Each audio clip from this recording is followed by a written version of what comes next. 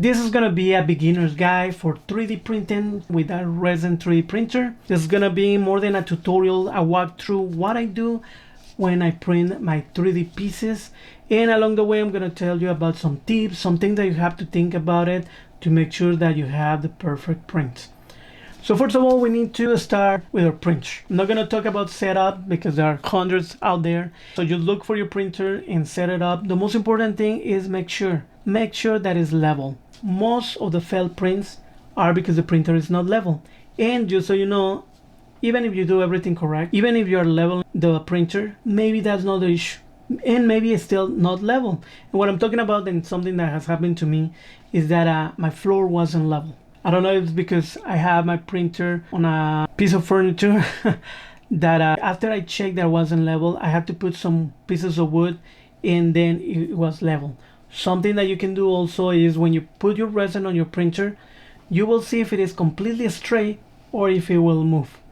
One time when I was setting up, my 3D printer can detect when you don't have enough resin. It didn't want to print. So I was like, what's happening? Why it wasn't printing? And it was because actually more than what I thought it was. The level was a huge difference. And I don't know if the sensor was over here in this side, that it was lower, but for sure that can happen. So level your printer, make sure that floor, furniture, table, everything where you put it is level. That will save you a lot of headaches. So now that we have our 3D printer set up and level, let's talk about our 3D model.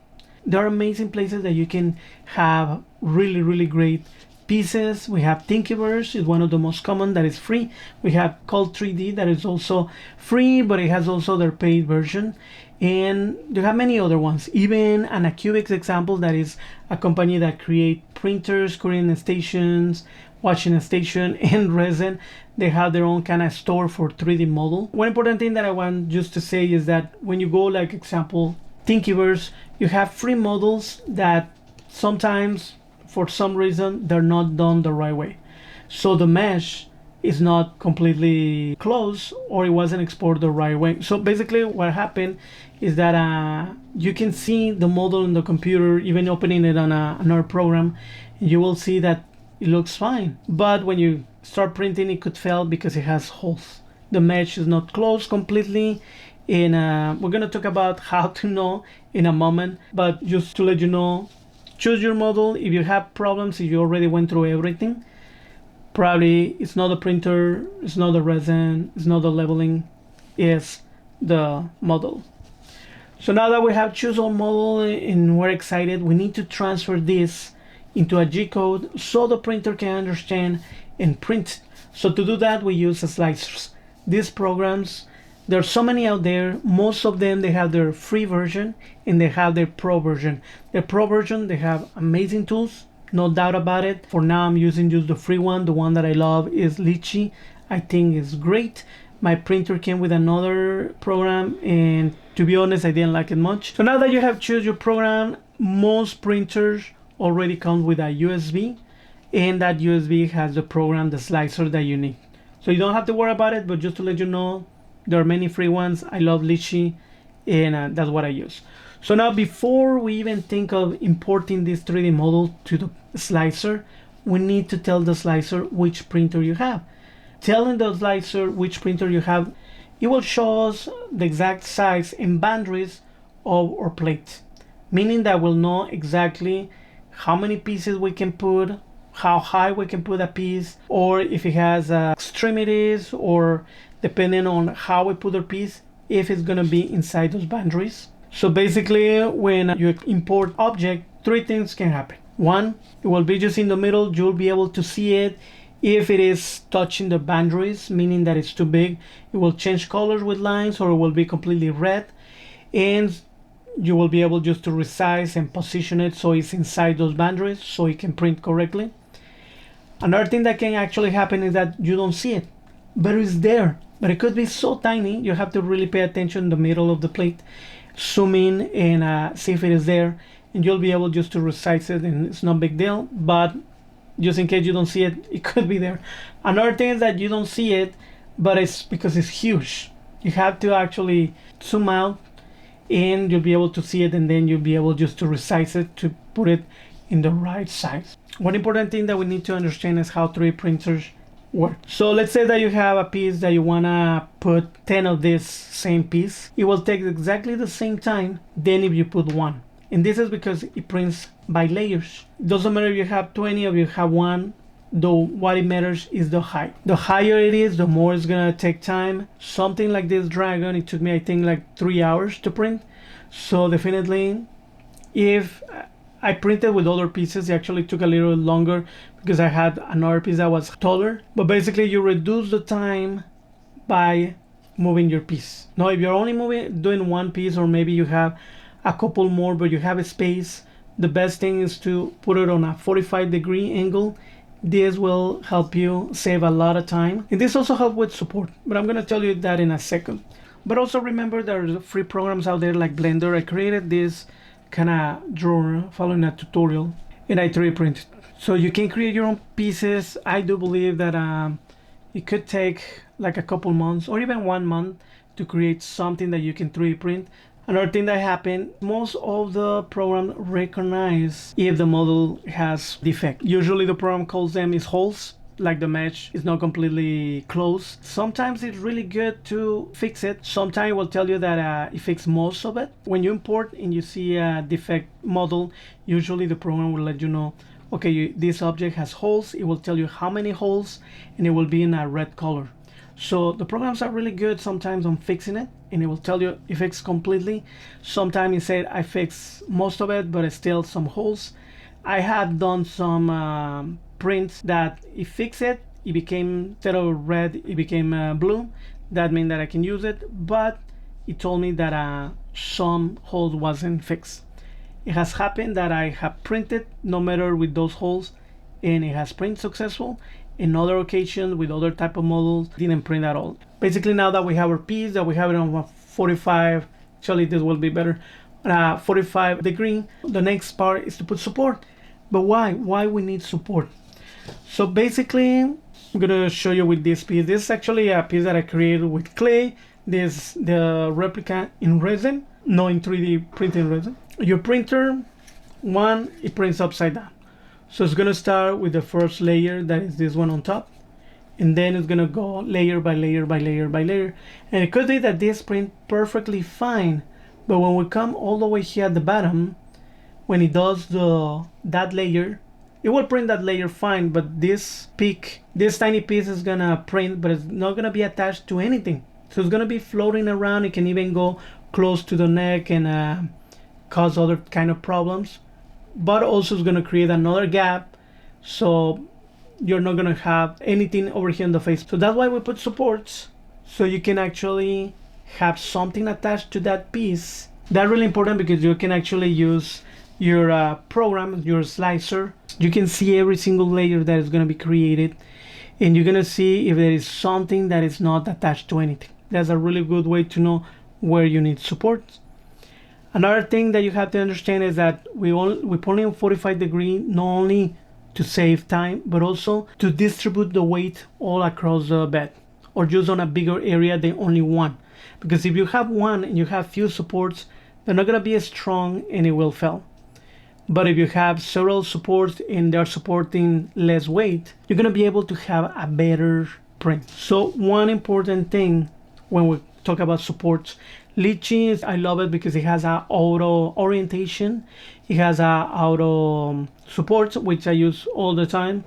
And it has auto raft. A raft, I'm going to talk about when we take out the print that is successful. But basically, it's just a base that goes underneath the piece. So now, when we create supports, like I mentioned before, to be honest, I don't like to use auto orientation. I like to put my piece and orient it the way I want it. This one of my first pieces that I printed a long time ago. I just did everything auto because I didn't know better. And it created a lot of support, too many to be honest. And it oriented the piece this way, upside down, with the face looking at the supports. This presents one of the biggest issues, and is that you never want to do that. You never want to have support on your face or anywhere where you have a lot of details. The best thing is to turn it around and have the supports on the back. That is important because if you can see over here, pretty much I did that with this one. This one was this orientation. This one was upside down, and the result is are this. In this one you can see how clear is the face, how I don't have anything, and in this one you can see where the supports were. So that's something to think about it. When you have support, you have that tiny intersection that will be glued to your piece to help support. So when you remove that, depending on how big, how thick, and it's something that slowly you will learn, you can reduce the effects, but the most important thing is where you put it. In this case, they are on the back, they're actually bigger. You can see the difference in this tiny one that the program created. I haven't, this was kind of a test, but I couldn't really easily sand this and paint it, and we can say it's a ready piece. But wherever you put your support, you're gonna see some dots, some defects. Like I mentioned before, there's kind of ways to prevent or have less damage, but you will have those marks. So for sure, that's why never in the face. So now that you know that it has to be 45 degrees, that you cannot have it in the face, that you can do auto supports. I suggest medium. Litchi has hard, medium, and light. Light could be that it's not a strong support for your piece. That's why I always use medium. Or sometimes you can use a mix. The program allow you to put or remove supports. So when you have all that, it's time to export, because we already told the slicer which printer we're using. It will give you this option depending on your printer. There are printers that is only one file, and that's okay, but there are printers that can have more than one file, and that's where I've seen some people that their print fails because they don't have the right one. So my printer have actually two options, and they're different files than the one that I used to use with another brand that it was Creality. Now I have an Lego printer, the Saturn 4 Ultra. In this printer, so far it has been amazing. It can print really fast. It can print like regular resin, but also it can print faster than regular resin. And I'm saying that because you can put the settings here that if you're using resin that is for fast printing, which I'm going to talk about resin in a moment, you have to choose a specific file. If you're using regular resin, you have to use another specific files.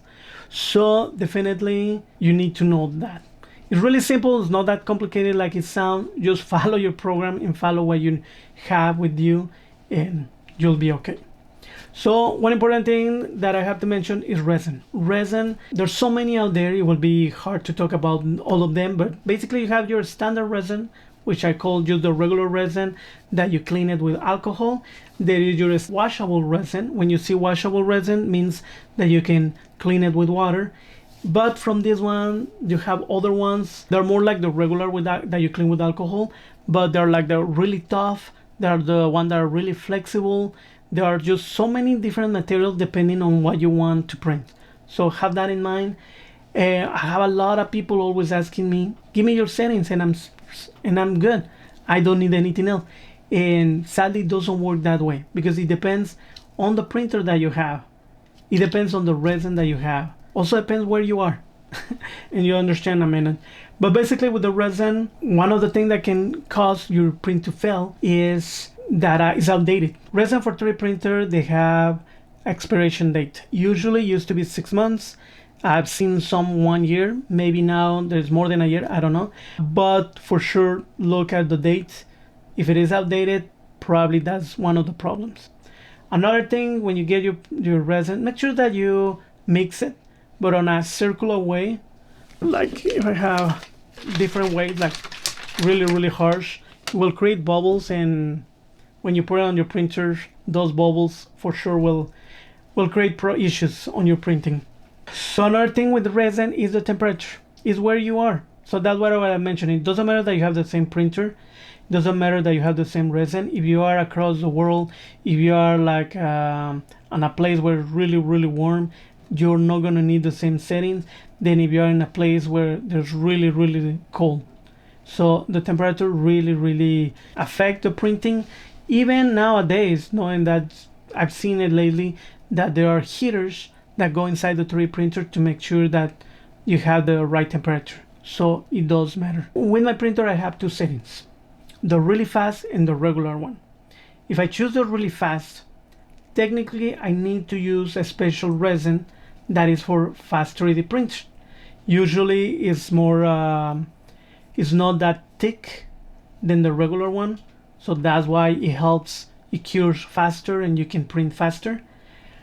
In my case, I have done actually this dragon, I did it with regular resin, but I save it, all the settings has fast resin, and it printed fast, it printed on without issues. So just to let you know that experiment and you will learn a lot of things. I'm not saying not to use the special fast printing resin that is a little bit more expensive, but just to let you know that sometimes you can print. Sometimes it could be that it fails because you are not using the right resin. Okay, now that we have that, we can export. The program will show you black and white images. Basically, that's just cutting, and that will be the layers that the printer will know and print. Inside, one important thing is that you can change settings when you are about to slice and export your file, or like most of the time what I do right now in my program, I choose the right file for my printer in the fast settings, but on my 3D printer is where I choose the basic settings. Two important settings that you should know is the bottom setting, which is the first layer that is going to print. If that's not strong enough, it's not going to hold the whole piece. So it's important that you understand that that's really important layer. And also the other settings is to understand how fast the other layers print, because if they go too fast, if the exposure is not enough on every other layer, it's going to be the same thing, it's not going to hold. And that's just practice. One other thing that I really recommend, there's so many out there, you can look on Thingiverse, printing tests, and this one, there are many out there, but basically they show different things. And the way it works is they're small, they don't use a lot of resin. Depending on your printer, like in mine, I can print 8 of these with different settings, and I can kind of see where I am to calibrate those settings. Basically, the way it works, if you don't see a lot of resin and a lot of details, is that you need more time. If you see that all the details are kind of getting fused together because you have too much resin, basically you're overexposing the material. And if you see every single crispy detail, is because you have the right setting. So it will be just tweaking it until you have the right setting for the resin. And now, something that I have to really explain is that every resin is different. It could work maybe one setting for different ones, but it's normal that you may have to change or tweak your settings. And more, it's not the same time, like example, a resin that is transparent, that is easier the light to go and cure the piece than for a resin that is dark and it needs more time to cure. So one of the things that I really love, I have here on my channel, I got last year, has been more than a year, I think. This company, JamgHe, I love the resin, and it's not because I have a coupon that you can use if you want a discount on this, and I have affiliate links, but I really was impressed because this is a washable resin, and some people argue because it's washable with water that is not strong enough. This is super strong. Watch the video, you're interested. I was so surprised. But one of the things and features that not every single company has, and that I love, is that over here at the bottom have some of the settings. Pretty much they give you like a point to start, so you can not just imagine numbers. You can actually say, okay, I can start with these settings, and maybe they work right away, or maybe you just have to tweak a little bit. So I really love that about that resin. I know other ones they do too, so just before you buy, just check if they say that on the box. So now that we export our piece, we have it on our USB. We now just to transfer that file to the printer. Some people leave the file on the USB. Some printers you can actually connect online and just send the file. This doesn't really happen that often, but I've seen that the best thing is to save the file into the hard drive on the printer, because communication issues could happen either from the USB or connecting through the computer to the printer. Something can happen wrong and that could make your print fail. So I always recommend just save it into the printer. So now it's time to, of course, you could have done that before or after saving the file, but it's time to put your resin. Always when you're either opening the resin, put it into your printer, cleaning after the 3D printer is ready, or just cleaning and curing your 3D print, you have to use gloves, mask, and if you have goggles or glasses, use them. Liquid resin is really toxic. So have that in mind, really toxic. So now that you have all that you have your gloves and everything, you pour your resin, it's time to print, and you just press print. Like I mentioned before, you can change the settings there, or if you already did it when you saved the file, you can just print and see if you have a successful print. Some printer will detect if you don't have enough resin, if the print fails. I've seen that some that are not the best yet, the best technology, because example, if the print fails, it has to get out of the vat for like a camera detects that it failed and stop the print.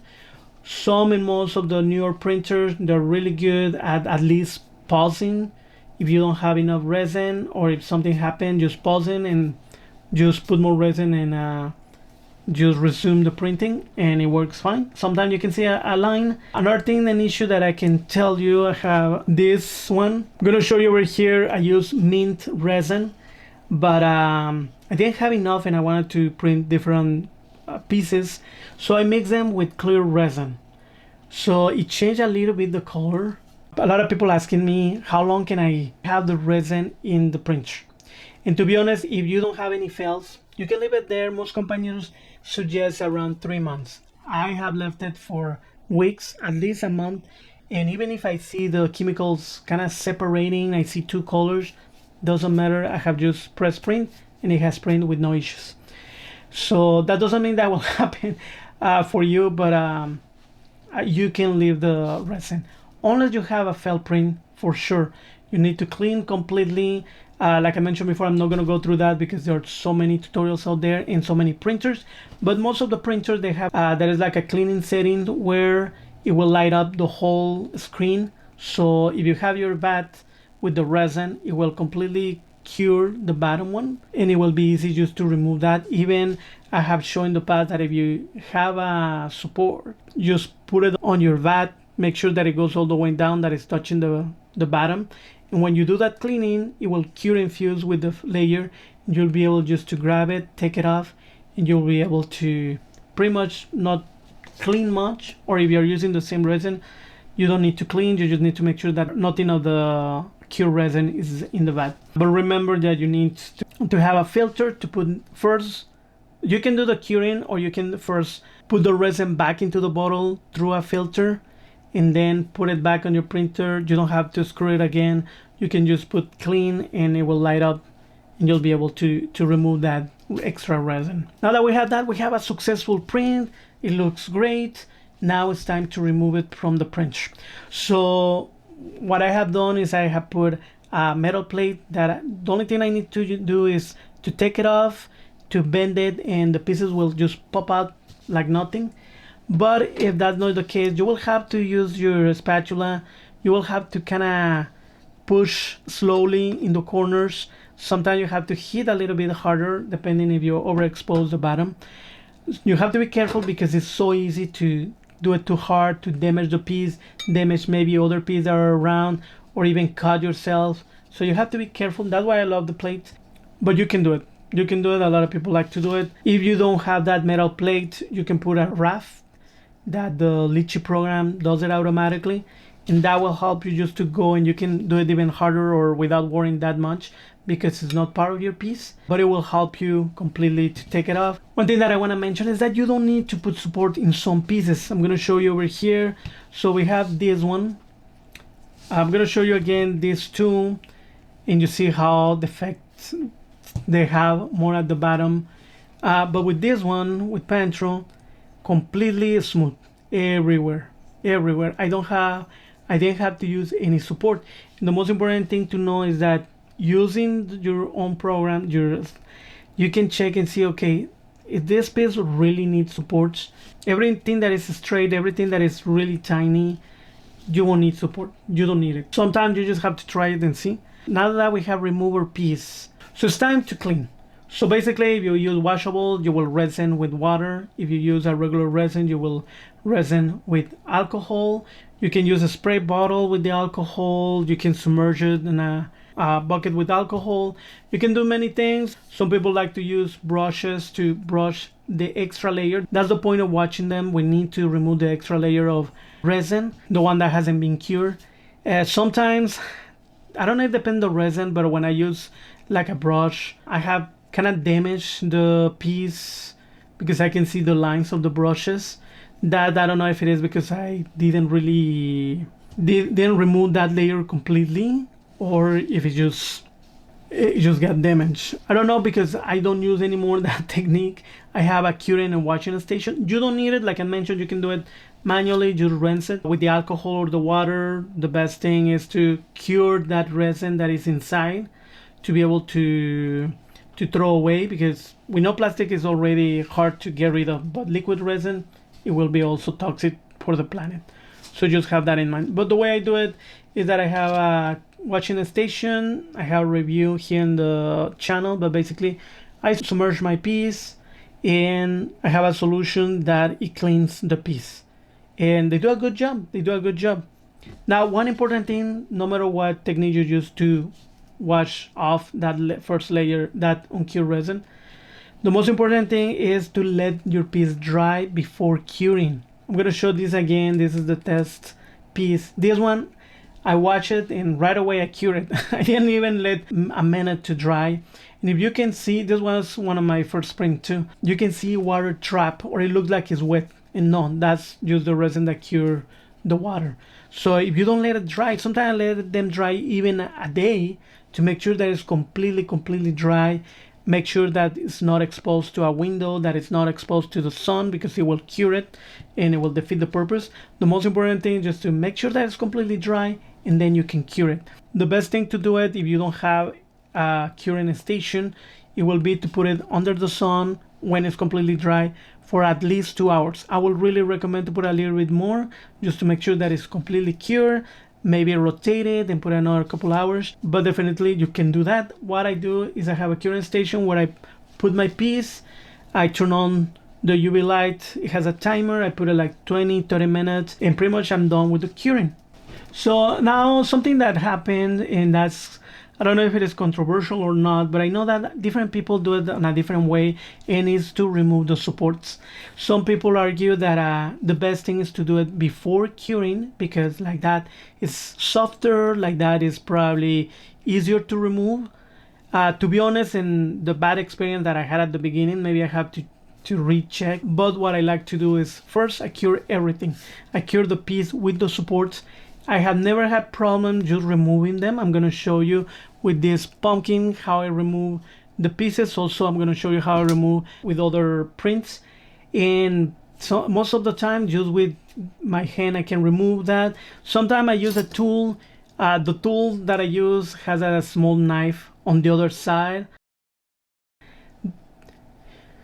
If I see that the support is close to something that has a lot of details, or if it is really weak and I'm afraid that it will break, I go and I kind of with the knife kind of cut slowly until I'm sure that that support is off the piece, and slowly I just go and go. This, to be honest, I didn't care much about this print because they were just test prints, and I was just trying to remove it faster than usually. I will recommend pliers. I will recommend even, like I mentioned before, I do it before curing, because if it is close to something really fragile, I feel because that piece that is fragile is not cured, it will break. And it has happened to me. So I make sure that it's completely cured, and then I just carefully go around and take that support. But another technique that you can do is use a heat gun or even a hair dryer. Be careful with the heat gun because probably can even damage. Some heat guns are really powerful, but that will kind of soft the plastic and you'll be able to remove it better. But most of the time the supports is not that hard. Over here I overexpose a little bit and you will see how I'm pushing it kind of hard and it breaks. But that's what I do. Now I take the support after it's completely cured. And after we have our piece, it's time just to paint. The only thing I do is I grab acrylic paint. You don't need really to do much. This is not really a painting tutorial. I really don't really paint my my pieces because I love that they have that resin color, that I can say this was a 3D print that I did. Of course, it will be bigger pieces that I will color more when I get a airbrush. I think that will be the right time. But over here I want to show you that I just with acrylic paint you can do it. I was thinking that maybe because of the color I needed to put like what we call a prime color, just painted the whole piece in black, but I I don't think I needed to do it. The paint really was taking up, so you don't see the color of the original piece. But also like just to paint with darker colors first, so the colors on top, they're not that bright. And of course this one, it was just a Batman mask for my cat. I printed just the file how it was, but it's so tiny it couldn't fit on my cat, so I need a kitten or something. I need to reprint it. And that's how you have your final piece. If you want to know about my 3D printer that I use or the current station, I'm gonna leave the link in the description. And remember, this is a sculpting channel, but I do 3D print. So subscribe, enjoy art, and see you next time.